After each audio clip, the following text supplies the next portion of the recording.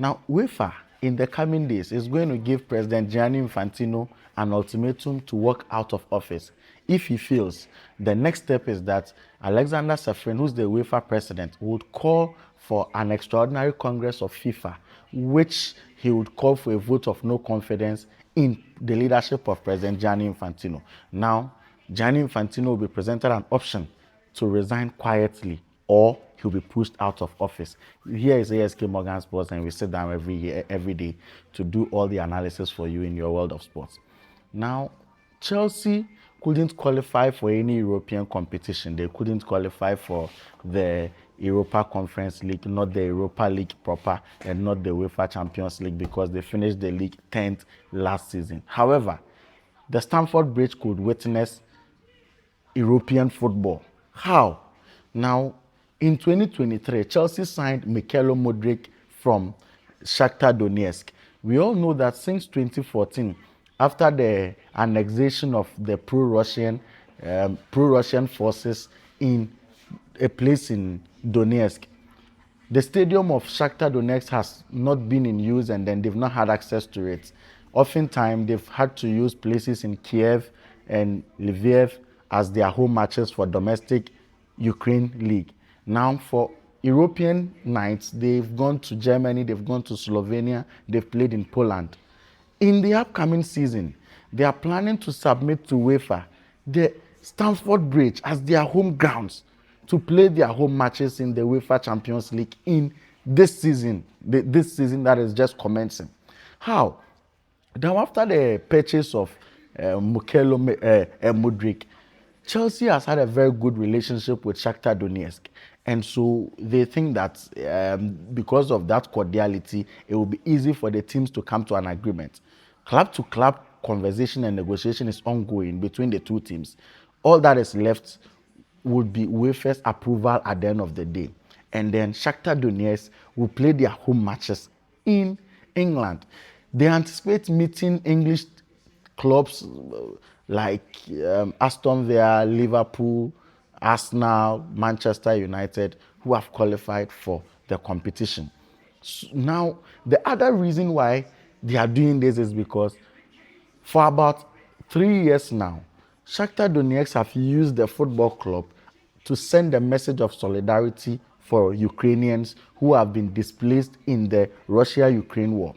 So you realize that after Vladimir Putin's Russian forces invaded Ukraine, there's been a lot of refugees. Most of them have scattered across Europe.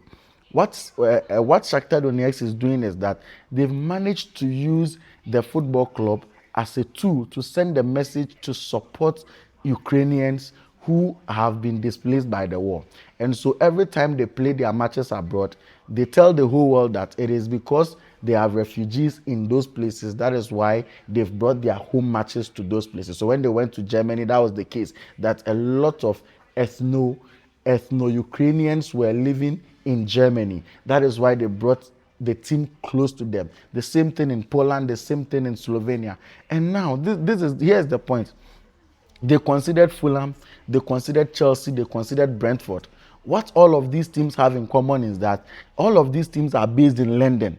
All of these teams are based in London before they finally chose Chelsea because of the capacity of the Stamford Bridge to be able to host their numbers. Now, their estimation is that they have more than 32,000 Ukrainian bonds living in London alone. And so if they bring their home matches in London, it's likely they are going to get about 32,000 people coming in to support them. So if the stadium is around 41,000 capacity, what it means is that the away team can also have the rest. And at the end of the day, they get to fill the stadium. That is the plan of Shakhtar Donetsk. And with their good relationship with Chelsea, they will be able to carry it on. I think that Shakhtar Donetsk have gone through a struggle that nobody talks about. In 2022, when the Russia-Ukraine war started, somewhere in 2023, FIFA declared that players in Shakhtar Donetsk could become free agents and move into clubs that they want because the place was not safe for players to exist. And so Shakhtar Donetsk lost all their players. But you see that at every point in time, At every point in time, there's been a Brazilian in the Shakhtar Donetsk squad. I think it is something that we should find time, do a proper video and explain why there are lots of Brazilians connected to the Shakhtar Donetsk tradition. Every time they pick young players from Brazil, they bring them, they nurture them, and then they sell them into mainstream Europe. They've done it for a lot of players, Willian, so many players that we've seen. Now, because of that goodwill they have with the Brazilian squad, when they were starting all over again, a lot of teams donated their players to them to come and help them. Interestingly, last season they won the league, the Ukrainian league, topping and then qualifying for UEFA Champions League. In fact, they gave a gap of 12 points to the team that placed second. It is very, very incredible for a team that has gone through such struggles to come back and come and be winning in flying colors in this manner. It's amazing. What they are doing next is that now they ought to find a way to convince players to come to the club, because now they don't even have a home. They are struggling to play. They move their academies up and down and all of that. Their existing stadium was used as a charity hub where they donated food and other items to refugees or people displaced by the war until the Russian forces confiscated the place fully and all of that. They themselves are really struggling, but they seem to have survived through the struggle.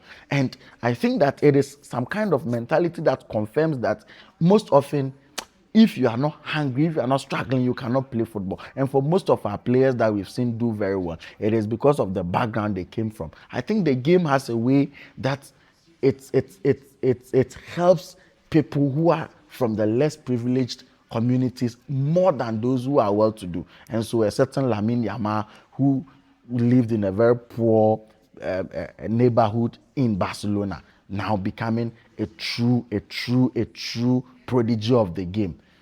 We look at a lot of players even from Ghana, look at the homes that they were coming from and how they managed to survive. It looks like the game is meant for people who are less privileged.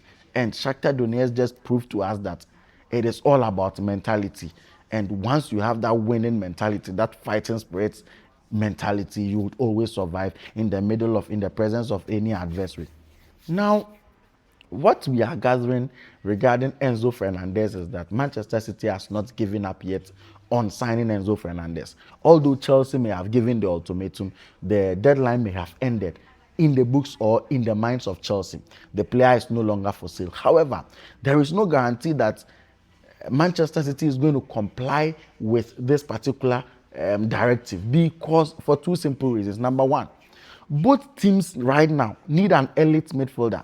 As much as Barcelona needs Rodri, Manchester City needs to replace Rodri, and Chelsea needs to keep Enzo Fernandez, because if Enzo Fernandez leaves Chelsea right now, it will be difficult for Chelsea to have an elite midfielder to replace him in this 9 minutes. It will be very, very difficult.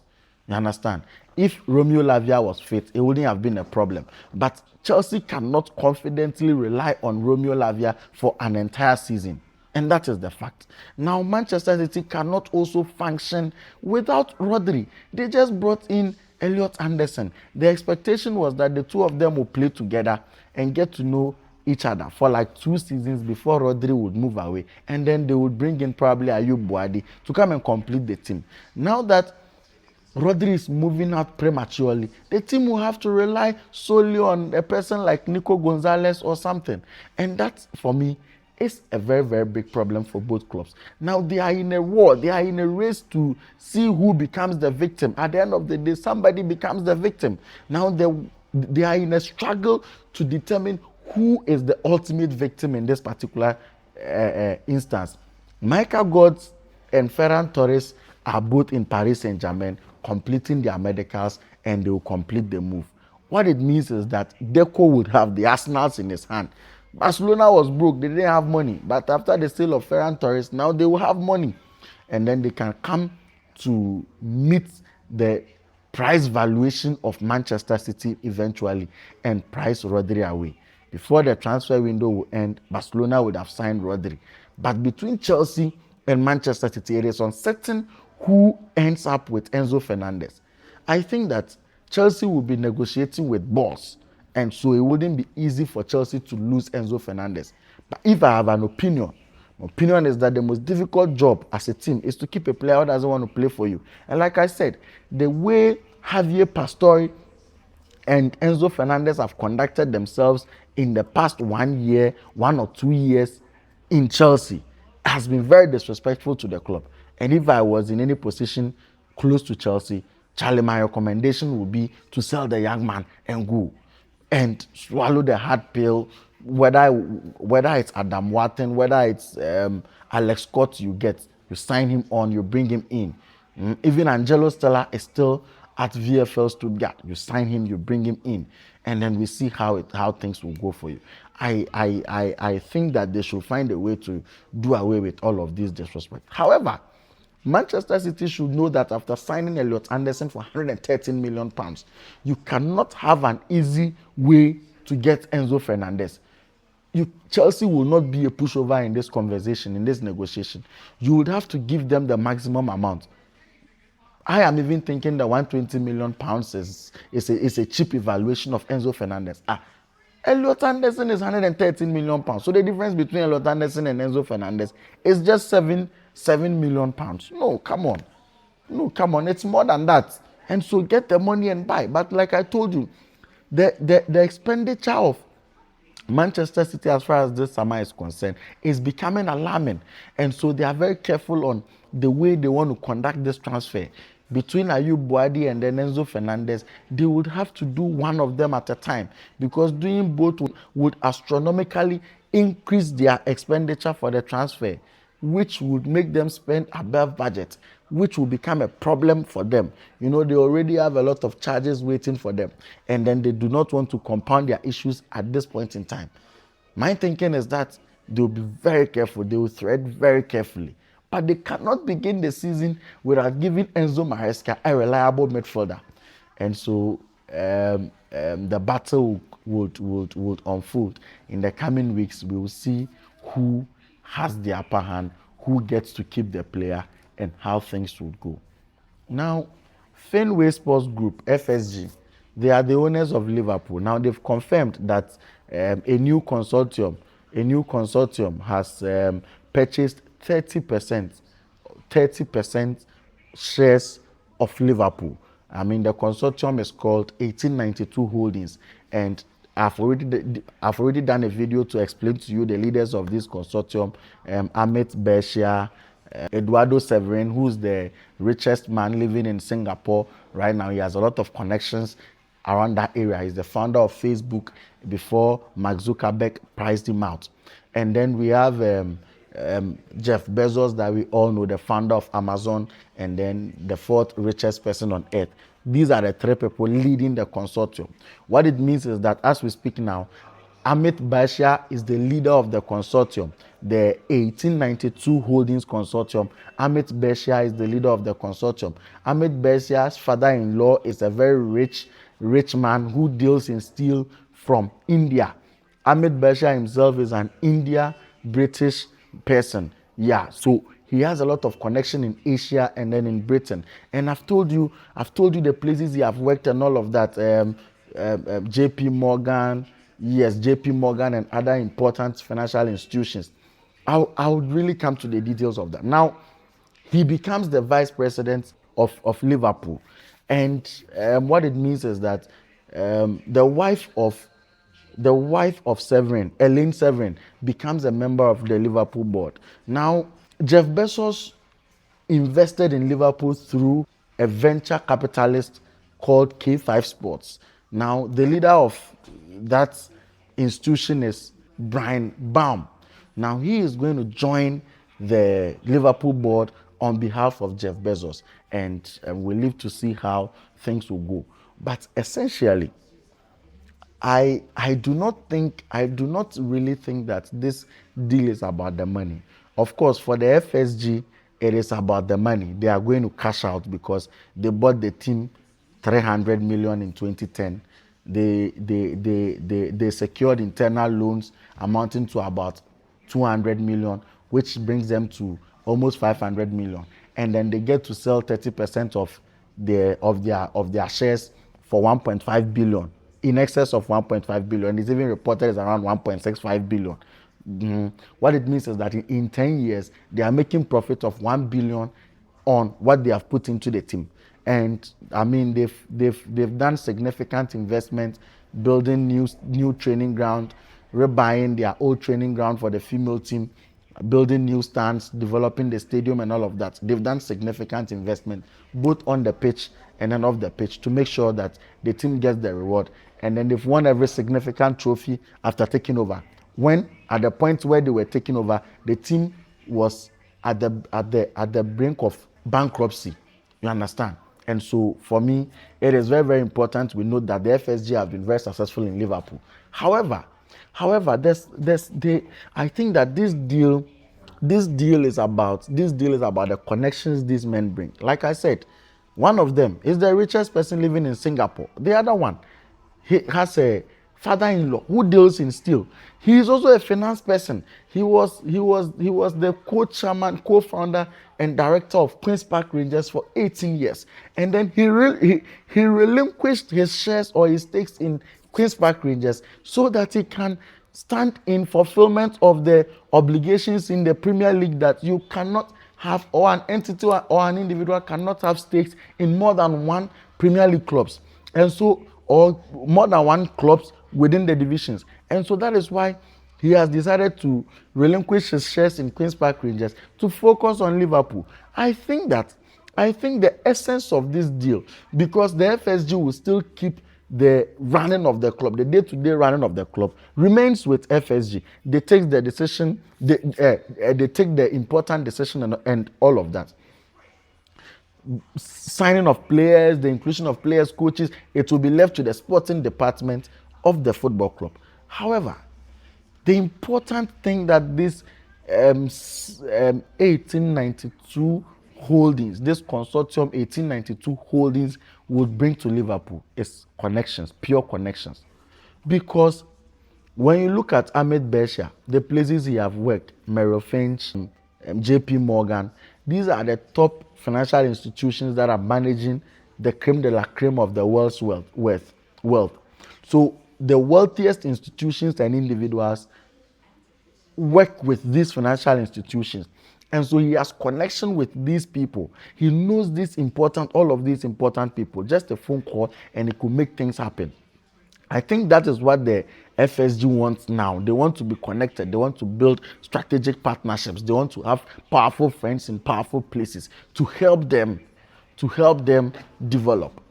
And for me, I think the best way is to bring somebody with the connection. And I think that for Ahmed Beshia to prove that he has the connection, he had to bring Jeff Bezos onto the team. He had to bring Jeff Bezos onto the team to convince FSG and Liverpool that, look, we have the men. We have the big men on our side. So if it is the connection that you need, we are the right people to partner with. And for me, it has been great initiative from them.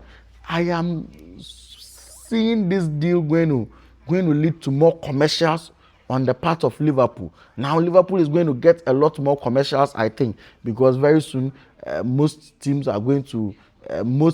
businesses or franchises are going to invest in Liverpool and then they'll make their returns on. But the supporters are worried. The Liverpool fans are worried. They are worried for two reasons. Number one, they think that if owners are selling a stake, it is always because the team is in some kind of financial turmoil or in some kind of financial trouble, and then they need some level of bailout. They need some injection to survive. But in this case, this year, Liverpool has been recorded as the British team with the highest revenue, and it is the first time they are recording such feats. And so they are financially stable. They are in a very good position financially. And so why are they bringing in new investors now? People just feel that the 1892 sort of holdings, the consortium, they do not have any connection with Liverpool. And when they saw when they saw the revenue statements of Liverpool, they felt that it is an avenue to cash out, and so they just wanted to cash out. Now the fans are worried that the game is run on passion. Roman Abramovich, who's passionate about Chelsea, keeps on putting his money in, making sure the team is well resourced on the pitch to provide the results. When the owners do not have that passion, like the Glazers of Manchester United, who do not have the passion in seeing the team perform on the pitch, now they would exercise restraint in investing the money into the football club, and that would affect the performance on the pitch. So the fans are very worried that at this point in time, what necessitated this deal, what made it very important for the FSG to go into this negotiation, to give away their precious stakes in this particular team. Then the second reason has to be that now Liverpool is a traditional club, although it is being owned by the FSG now. It is a true and true traditional club because the fan base and people connected to Liverpool are predominantly a working class people. Liverpool belongs to a working class people. You understand? Most of them are into the working class, all right? And so they have a problem with the way Amazon treats its workers. And you know that Jeff Bezos is a member of the consortium, the 1892 Holdings, that is buying this 30% stake in Liverpool. Now, he is the co-founder of Amazon, and Amazon has had a perennial issue of how it treats employees. Like it has happened over and over again. In Birmingham, about 200 people picketed over there demonstrating against Amazon and all of that. Then there was an investigation into Amazon where they found that people were going through unfair and then Herculean shifts. People were running Herculean shifts, okay? And it was difficult. It was quite inhumane for a lot of the people in there. And so it looks like Amazon is one company that abuses its workers. And so Liverpool fans who fraternize, who see themselves as workers, for majority of the fans who regard themselves as workers in that regard, are very worried about this deal, and they feel that these people are not having any good intentions for the club, and they should not be entertained at all. However, I think that with the likes of Ahmed Bashir, yes, Eduardo Severin, and then Jeff Bezos coming in, now the team will have leverage to negotiate higher contracts and higher commercial deals for a lot of organizations. And so, I think it is a way to success, and it is not a bad deal like that. My name has been ASK Morgan, and then it is always a joy for me to turn on the camera of my Google Pixel to serve you. Like the video. Don't forget to share with others. Follow us on TikTok. Subscribe to the channel on YouTube. Go to the comment section and tell us what you think about our work. Thank you so much for staying with us. We will come your way again with more and better. Thank you.